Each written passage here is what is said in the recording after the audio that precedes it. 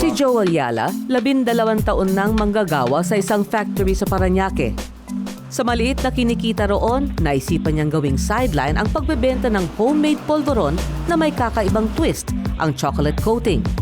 Ipinag-alukan niya ito sa mga katrabaho sa pabrika at unti-unti niyang napalago ang 8,000 pisong puhunan. Gusto ng customers natin, walang bukbok. Class A lahat. Si Teresa Malones Sanchez naman, isang abogadong taga Iloilo, nagkaroon ng di inaasahang oportunidad para magnegosyo. Isang Chinese manufacturer ng barbecue sticks mula sa Bacolod ang nalulugi dahil sa kakapusan ng supply ng kawayan sa kanilang lalawigan.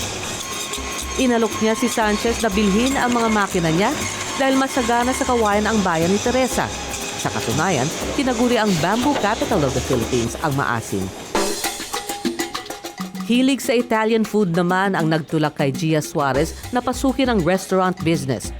Subalit, dahil sa dami ng mga Italian restaurants noong araw, naging mahigpit ang kompetisyon. Hanggang sa napansin niyang ang pinakapatok sa kanilang mga inihahain ay ang mga libreng appetizer. Nag-umpisa sila sa simpleng pangarap, masustentuhan ang pamilya, kumita ng konti, maging mas maginhawa, makapagpatakbo ng negosyong masasabing nakakaraos naman.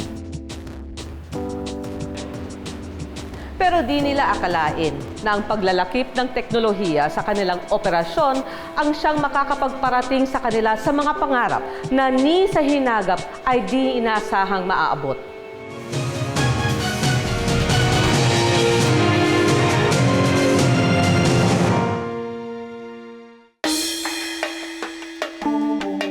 Actually, ang Chocobron, nag-start kami in 2003 sa bahay lang namin, sa 35 square meter. So, sabi natin, backyard business lang. Siguro ito yung bunga na ako mag-asawa. Nangarap kami mag-asawa dahil isa din akong namamasukan lang din. So, gusto namin talaga noon magnegosyo. Before the DOST, we were only supplying something like 5 supermarkets. So after we got the equipment from DOST, we were able to increase that to over 70 supermarkets. All the Chinese restaurants in Quezon City, yung malaking fast food chain ngayon sa buong Pilipinas, customer na namin, at saka yung mga distributor, mga Chinese, kumukuha din sa amin. We started sa barbecue sticks, and then chopsticks, toothpicks, and now we have our latest product, the bamboo charcoal. Tatlo lamang sila sa maraming negosyanteng natulungan ng programang halos walang nakakakilala mula sa ahensya ng gobyerno na halos walang pagsasaalang-alang. Ang Small Enterprise Technology Upgrading Program o SETUP mula sa Department of Science and Technology ang isa sa may pinakamababang allocation sa budget ng bansa. Taong 2002 nang simulan ang setup sa inisyatibo ni dating Pangulong Gloria Macapagal Arroyo. Kabilang ito sa kanyang National SME Development Agenda na naglalayong palakasin ang small and medium enterprises sa bansa. Nang umpisahan, 15 million pesos lamang ang inilaan para sa programang ito. It's a flagship program ng DOST. Ito ay countryside development, nakakatulong. This is inclusive growth, kaya inline ito sa mga priority din ng ating Pangulo. Natutuwa ako sa programa na ito dahil for the past ilang taon, meron kasi kaming financial support din. Tinuturuan namin sila ng teknolohiya, ng food safety, providing laboratories, packaging, at meron din kaming financial support. Yes, ma'am. Anong maitutulong namin?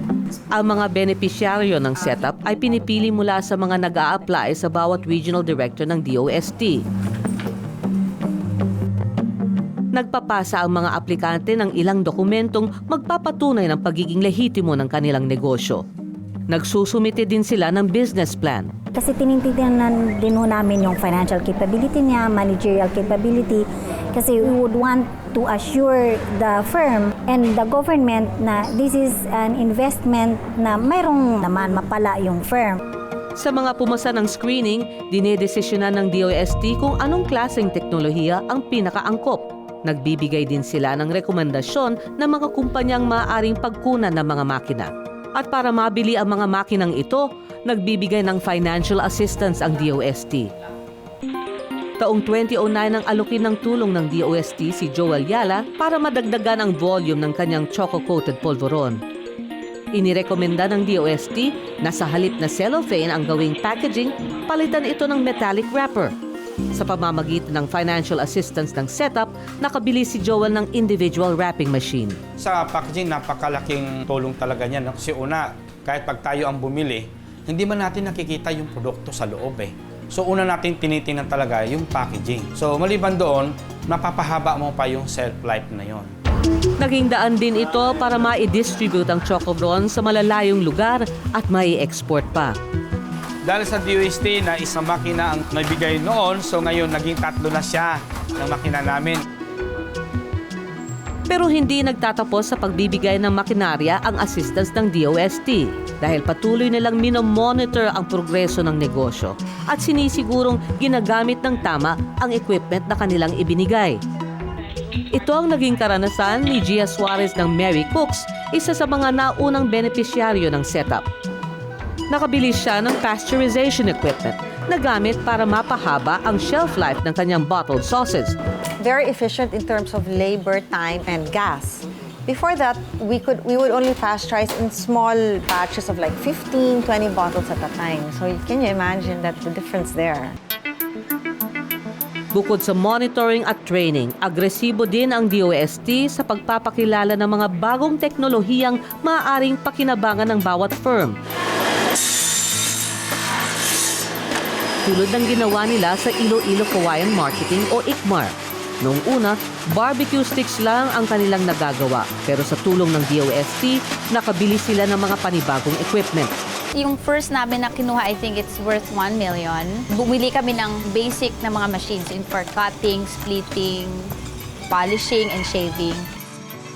Dahil sa mga makinang ito, nadagdagan ang kanilang mga produkto at dumagsa ang mga kliyente. Ngayon, nakakasabay na siya sa supply at presyo ng mga bamboo products galing China. This time, kasi parang nag-expand na rin tayo, marami na rin mga distributors na nag-trust sa atin sa negosyo. Noong 2010 ay inirekomenda ng DOST na subukan nilang pasukin ang paggawa ng charcoal briquette mula sa mga patapong shavings ng kanilang kawayan. Pag wala yung DOST, hindi kami naka-expand. Hindi kami naka-explore ng ibang machines. At saka hindi kami naka-explore ng ibang product kasi ngayon, through the help of DOST, naka-purchase kami ng mga machines for the bamboo charcoal. So malaking bagay ang intervention ng DOST. Not only financially, but also when it comes to promoting our product. Ang Jamla Food Corporation nag-umpisa sa mano-manong paggawa ng tradisyonal na tableya. Ngayon ay mechanized at nakasachet pa. I guess it's not just yung paano nakatulong sa buhay namin. I think more than anything else, it's kung paano kami naka-make a difference to the lives of others. Just because we were able to employ more people and provide stable jobs for them. Napakalaking tulong naman ng mga drying machines na ipinagkaloob ng DOST Region 6 sa Urbanext, isang kumpanyang gumagawa ng mga herbal teas at food supplements.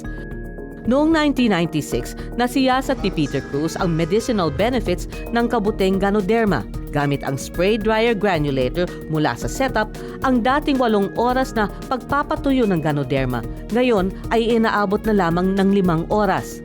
Ngayon ay nakakagawa na rin siya ng mga lemongrass coolers, roselle flower chips at jams. Kasi when I started, talagang zero knowledge ako dito sa manufacturing of herbal products. So with the help of DOST, aside from equipment, nag-provide sila ng training through MPEX. May food safety component rin, may GMP, HACCP. So all of those really help a lot, no? Ipinagmamalaki naman ng Raw Brown Sugar Company ang kanilang healthy alternative to refined sugar, ang Muscovado Rocks. Ang Muscovado ay pinoproseso ng hindi gumagamit ng anumang kemikal, kaya naman patok na patok ito sa mga health-conscious consumers. Taon 2008, nang ipakilala ng DOST sa Raw Brown Sugar Milling Company ang Clean Production Technology. Naturuan sila na kung paano maging hygienic ang production ng Muscovado. Nagbigay din ng banned seal ang DOST para masigurong maganda at secure ang packaging ng kanilang produkto. Dahil dito, nakapasa sa International Food Safety Standards ang mga produkto ng raw brown sugar milling at ngayon ay pangkalahatang for export na. So happened that DOST have an improved technology for clean sugar production that will compete to the world market. Si Dina Araw may 5 ektaryang taniman ng kalamansi sa Zamboanga del Sur. Ang mga ani mula rito ay ibinebenta sa mga traders sa Cebu. Pero dahil ayaw na niyang umasa sa idinidiktang presyo ng mga middleman, humingi siya ng tulong sa DOST para magawang juice ang kanilang kalamansi. Tinulugan siya ng setup na bumuo ng work-efficient layout ng planta. Pinahiram din siya ng 423,000 pesos para makabili ng mga equipment para sa juice production. Ang dating 60,000 pesos na kita kada buwan ng DLC ay naging 890,000 pesos. Halos 1,400% ang itinaas. Dati-rati ay distributor lang ng herbal supplements ang Green Pastures Corporation nang naisip nilang bakit hindi nila pasukin na rin ang manufacturing. Taong 2012 nang i-acquire ng korporasyon ang 3-hectare malunggay plantation sa Misamis Oriental at ilang pasilidad para makagawa ng supplements. Nang bigyan sila ng karagdagang equipment ng DOST, ang kanilang produksyon ay umangat ng 400%. Kasi if not without setup, hindi kami lalawak yung market namin. Yung production namin, hindi siya lalaki. Kasi nga doon sa manual process na ginagamit namin, very limited lang yung production output namin. So yung setup project talaga nakakatulong in terms of productivity. Ang dating 4.3 million na kita ng kumpanya kada buwan ay umabot na ng 10 million dahil sa setup. Dahil sa lawak ng produksyon, di lang nadagdagan ang farmers at manggagawa nila, syempre, dumami rin ang kanilang distributors. Kasi ang intervention po ng DOST ay sa firms, firm level. So, any improvement dun sa productivity ng firm, makadagdag siya ng employment, sinasabi ho namin backward, yung pinagkuhanan ho niya ng raw materials kasi mag-improve yung product niya, more ang ma-increase ang volume, ang process niya ay mas effective, efficient. So, lalaki ho yung production niya, yung mag-supply sa kanya ng raw materials, mas lalaki ho yun. Yun namang forward ho, yung sa employment naman, magkaroon din ho ng additional income yung firm at the same time, income sa individuals. Bakit importante ito? Kasi ito ay nasa probinsya. Ito ay nasa mga bayan-bayan. So we are creating job doon sa mga bayan. Pangalawa, ang setup naman talaga, kung titignan mo lahat sila, they are adding value sa ating mga resources sa probinsya. Hindi may kakailang maganda ang naidudulot ng setup para sa mga maliliit na negosyanteng Pilipino. Pero bakit wala halos nakakakilala sa programang ito? Ang sagot sa aming pagbabalik.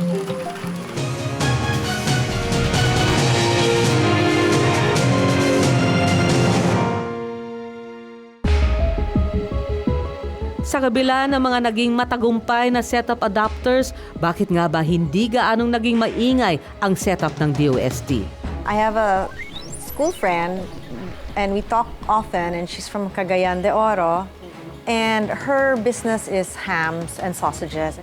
She told me that she had availed of DOST assistance in Cagayan de Oro. And I had never heard of such a thing in Manila, never. But she said, no, go to the NCR DOST and inquire about it. So we did. Maaaring dahil sa una pa lang, 2 sektor lamang ang ginawang prioridad ng setup. Una riyan, ang food processing, kung saan kabilang ang mga kumpanyang tulad ng Bravo ni Gia. Dahil karamihan sa produkto ng mga SME ay pagkain. Isa rin sa mga prioridad noon ng setup ay ang metals and engineering. Bakit kamo metals and engineering? Dahil dito nagmumula ang mga equipment at makinang inaalok sa mga SME. Umpisa pa lang, hindi lang pagpapalago ng negosyo ang layo ng setup, kundi higit pa ang pagtataguyod ng industriya.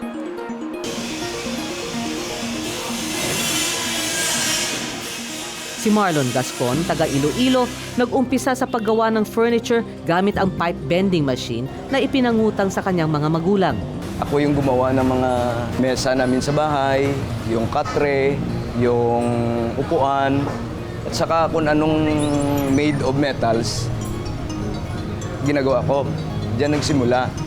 Susunod, nakita ko may potential pala akong makakaka-business ko pala nito. So yung una kong naging customer, yung mga relatives. No? So nakita nila, gawan mo ako ng gawan mo ko ng katre, matibay pala yung gawa mo. Kaya lang nag-divert ko ng kuan kasi pumasok yung mga imported na mga katre, so napamahal sa akin yung ikumparar yung presyo ko.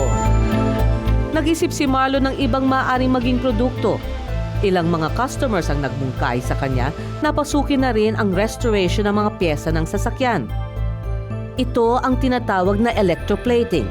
Hindi niya sana makikita ang potensyal nito kung hindi dahil sa tulong ng setup. Sa tulong ni Engineer Boy Pachoco, sabi niya kung gusto mo, trip ka muna ng Maynila. Tingnan mo kung paano ino-operate yung electroplating. Sabi ko, niya para i-apply mo rin sa Iloilo kung applicable. So nandun ko, nakita ko, grabe pala, pwede dito. Dahil sa naging tagumpay ng electroplating ng Mags Gascon, naisipan niyang pasukin pati ang paggawa ng kitchen equipment. Karamihan pala ng mga kitchen equipments, karamihan galing Maynila. Walang gumagawa dito sa Iloilo. Sabi ko, bakit ganon? Kaya na lang yung Ilonggo yan. Naging isa sa pinakamalaking supplier ng kitchen equipment ang Mags Gascon sa Region 6. Kaya naman kinuha sila bilang accredited fabricator ng DOST para maialok sa ibang set of adopters.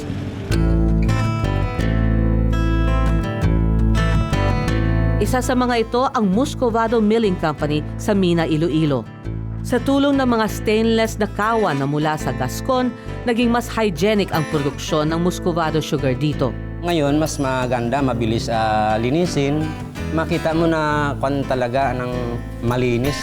Diba? Kasi yung kawa, hindi kinakalawang. Malaki yung pagpasalamat namin kasi nakatulong din sa amin, lalo-lalo na sa mga workers o kaya sa mga farmers.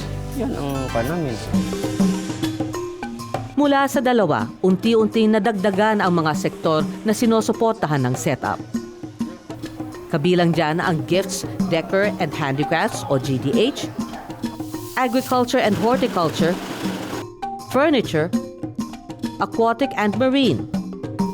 Ang mga ito kasi ang mga pinakakaraniwang negosyo sa mga probinsya. At sa ngayon, napansin na rin ng DOST ang potensyal ng sektor ng ICT and electronics, maging ang pharmaceuticals. Kitang-kita naman ang pagsulputan ng sari-saring herbal supplements sa merkado. Pero bagamat gano'n nakalawak ang sakop ng setup, bakit limitado pa rin ang mga pamilya dito? Ano bang parang impression mo ng gobyerno? Too bureaucratic, too many questions, too much red tape, and maybe too many hands to grease sometimes. But our experience with DOST totally contradicted everything that I had thought of government agencies. Sa katunayan, ang mga obrero ng Mina Sugar Milling Company, bago nakilala ang DOST, ay nauna nang lumapit sa NGO na Panay Fair Trade Council para humingi ng tulong sa pagpoproseso ng kanilang mga aning tubo. Mayroon ding gobyerno pero hindi, parang hindi mo maasahan talaga. Yung NGOs, yung PFTC, yun ang nakita namin, ang iniisip nila, hindi lang sa kanila, kundi ang iniisip nila, makatulong sa mahirap, lalo na sa mga mangunguma o mamumugon. Kapos na kapos din ang publicity at promotion tungkol sa programang setup dahil wala namang budget para rito ang DOST. Yun po ang ini-improve namin ngayon na mas mapalaganap yung information na yan. Kasi yung mga clients po namin, they get to know about the program through acquaintance sila na naging clients or kaya naririnig nila sa radio. Sa print din po kasi may mga flyers for the different assistance that we provide. Malaking balakid din ang tinatawag na dole-out mentality ng mga Pilipino na umaasa na porke tulong, kailangan libre at dapat di pinaghihirapan. From Region 1, we have our regional winner, Carefree Foods. Pero may dalawang pangunahing dahilan ang setup kung bakit sa hilip na ipamigay ay pinapahiram ang pondo. Una na riyan, dito nakikilala ang kakaibang determinasyon ng isang negosyante na kayang makipagsabayan sa mga pagsubok ng makabagong panahon. Competitive meaning, kailangan viable at kailangan ako magbayad. Financial discipline din yun eh. And that is part of sound business practice. Kasi kung assistance, parang wala kang inspiration. Pagbilisan mo to, paggalingan mo yung negosyo mo. Kasi bigay naman to eh, parang nanalo ka lang ng loto, di ba? Ito naman, paghihirapan ko talaga. And there's a room for improvement. Totoo, napakahirap talaga. Napakaraming requirements. Pero doon din kami isa sa nakitaan nila na napaka-aggressive namin. Kung sila ay kumbaga sa naghahanap sila, kami din parang nagpangita kami. No, sila naghahanap ng matutulungan, kami naman naghahanap ng tutulong. So, sa part namin, talagang parang biyaya ni Lord ito. Kung mapatunayang buo na ang kanilang loob, alam ng mga adopters na daig ng setup ang anumang bangko o paluwalan kung gaan ang pagbabayad ang pag-uusapan. You don't need collateral. They just look at your business plan, and if it's feasible and they think that the people running the factory are committed to it and can make a go of it, then they will lend the money. Kasi kung wala yung DOST, wala akong kapital na ganun. Nakita mo yung benefit, 0 interest for 3 years. Yung una kong setup, nabayaran ko na faithfully, naubos ko na. So, gin-grant naman nila yung bago. Ang diniskas nga sa amin na ito, pag nabayaran nyo, itutulong din sa iba. Parang meron ilan dyan na parang ayaw nga lumago yung business nila. Ayaw nila mismo na lumago yung business nila dahil takot sila maging successful. Takot sila dun sa pag-adapt ng technology ho, na baka it will fail. Bihira ho, but meron. They are comfortable with what they have as of now. Pero sa totoo lang, sa kabila ng kahusayan ng setup program, hindi naman lahat ng beneficiaries ay siguradong uunlad. Sadya lang merong mga bagay na hindi kayang solusyonan ng teknolohiya. Ang mga yan sa aming pagbabalik.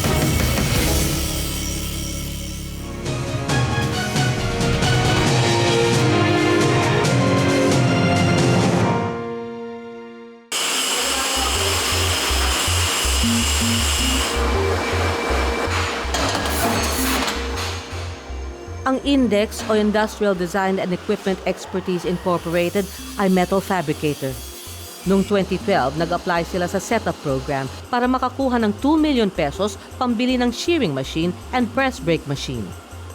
Merong representative from DOST na nag-visit dito sa Index to discuss about the assistance ng DOST. So, binigyan niya ako ng brief background tungkol doon, kung ano yung mga benefits na makukuha namin. Come up kami sa desisyon na i-grab yung opportunity ng DOST para sa amin.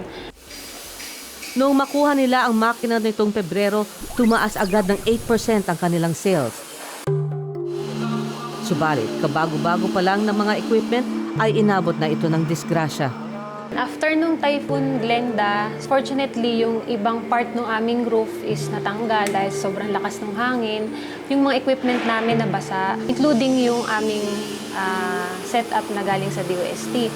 4 days na walang kuryente, talagang naging mahirap para sa amin kasi time loss yun eh.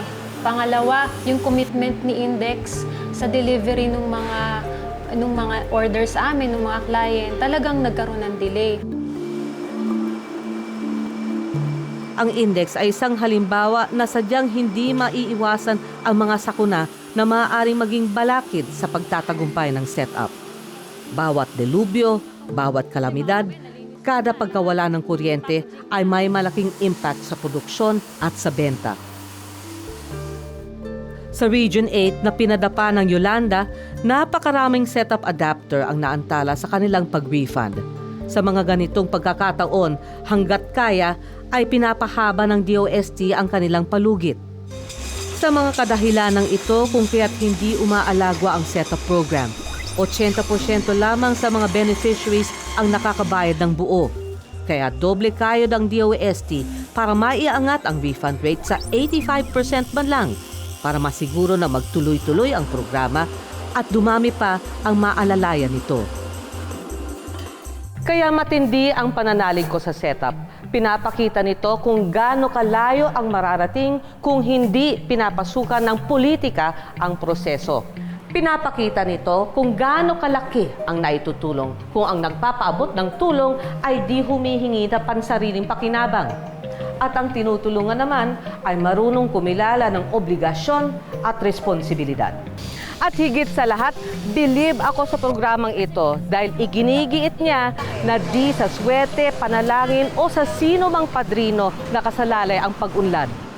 Ang pagtupad sa mga pangarap ay nasa kamay ng tao mismo sa wastong paggamit ng agham at teknolohiya.